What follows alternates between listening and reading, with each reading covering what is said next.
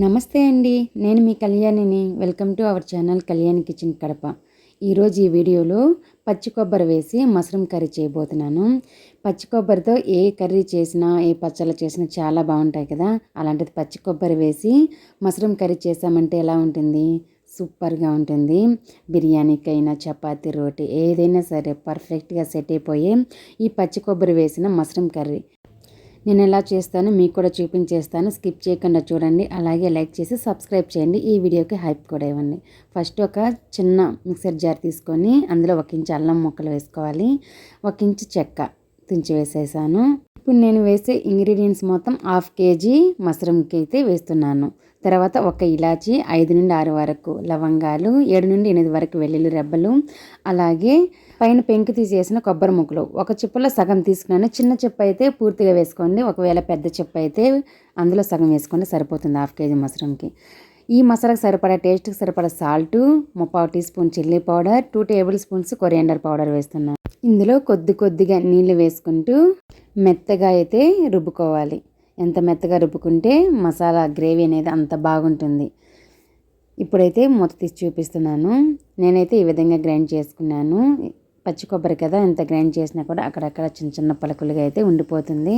వీళ్ళంత వరకు బాగా స్మూత్గా ఉండేలాగా గ్రైండ్ చేసుకోండి. స్టవ్ వెలిగించేసి మష్రూమ్ కర్రీ చేయడానికి ఒక కడాయి అయితే పెడుతున్నాను. కడాయి హీట్ ఎక్కిన తర్వాత ఒక గరిటె ఆయిల్ వేసాను. మీకు తగినంత అయితే వేసుకోండి.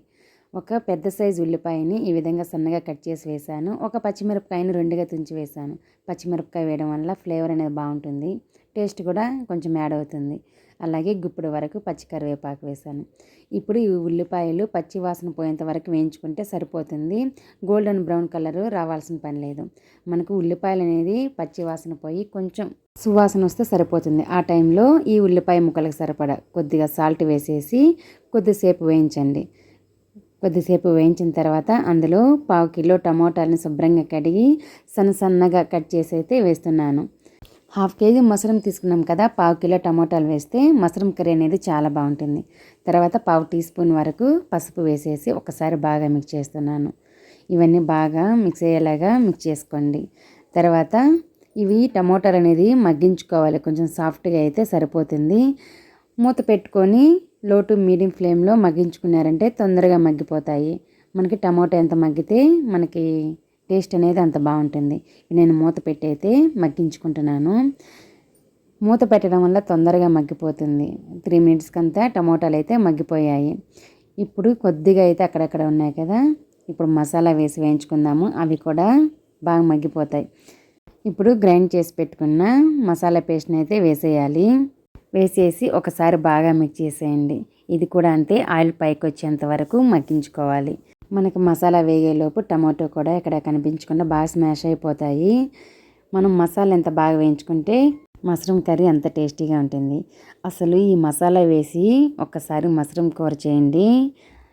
ఒక పక్క చేస్తూ ఉంటేనే ఇల్లంతా గుమగుమలాడిపోతుంది. తింటూ ఉంటే నోటికి ఎంత రుచిగా ఉంటుందో, చాలా బాగుంటుందండి. ఒక్కసారి ట్రై చేయండి. పచ్చి కొబ్బరి వేసి ఈ విధంగా అప్పటికప్పుడు మసాలాలు వేసి గ్రైండ్ చేసుకోవడం వల్ల మష్రూమ్ కర్రీ చాలా బాగుంటుంది.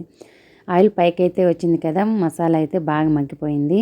ఈ టైంలో 1/2 కేజీ మష్రూమ్స్ని శుభ్రంగా కడిగి నేనైతే ఒక్క మష్రూమ్ని 2 భాగాలు చేసి వేసాను. మీ ఇష్టము, ఎన్ని భాగాలైనా చేసి వేసుకోండి. కాకపోతే ఇవి మష్రూమ్ ఉడికితే చిన్నగా అయిపోతాయి కదా, మనకి అక్కడక్కడ మష్రూమ్ పీసెస్ కనిపిస్తే బాగుంటుంది, తినడానికి కూడా బాగుంటుంది. మరి సన్నగా కట్ చేస్తారంటే కనిపించవు ఆ కర్రీలో.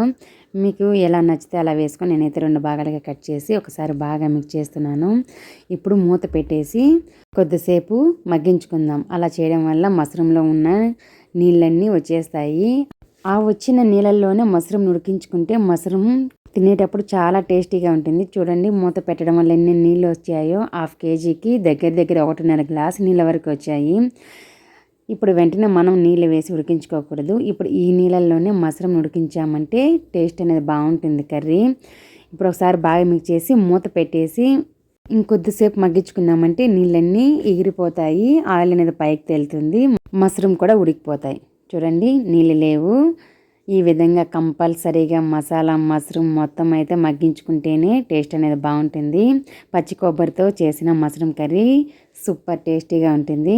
ఆయిల్ అయితే పైకి తేలింది కదా, బాగా ఉడికింది. ఇలాగైనా చపాతీలో కానీ బిర్యానీలో కానీ తినొచ్చు. గ్రేవీ కావాలనుకుంటే ఒక గ్లాస్ నీళ్ళు వేసైనా కొద్దిసేపు ఉడికించి చేసుకోవచ్చండి. నేనైతే కొంచెం గ్రేవీ కావాలనుకుంటున్నాను కాబట్టి ఒక గ్లాస్ నీళ్ళు అయితే వేస్తున్నాను. ఒక గ్లాస్ నీళ్ళు వేసేసి ఒకసారి బాగా మిక్స్ చేస్తున్నాను. మిక్స్ చేసిన వెంటనే మష్రూమ్ కర్రీకి సరిపడా సాల్ట్ మసాలాలో వేసాము, అలాగే ఉల్లిపాయ ముక్కల్లో కూడా వేసాం కదా.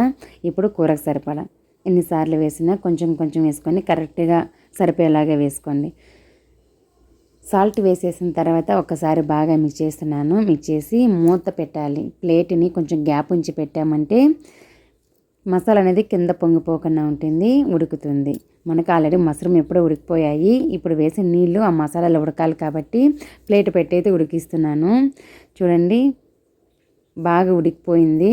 నాకు కొంచెం గ్రేవీ అయితే గట్టిపడింది కదా, నీళ్ళన్నీ ఎగిరిపోయాయి. ఈ విధంగా ఉన్నప్పుడైతే నేను స్టవ్ అయితే ఆఫ్ చేస్తున్నాను.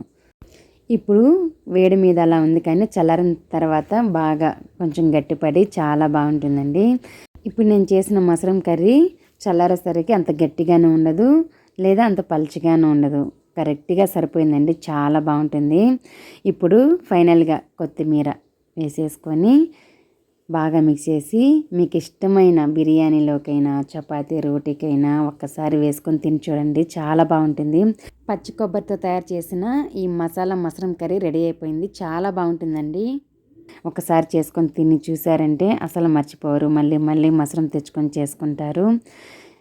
మీకు ఈ రెసిపీ నచ్చితే ఇంట్లో ఒకసారి తప్పకుండా ట్రై చేయండి. ఇంకో మంచి రెసిపీతో వస్తాను. ఫుల్ వీడియో చూసిన వాళ్ళందరికీ చాలా థ్యాంక్ యూ అండి. Thanks for watching. బాయ్.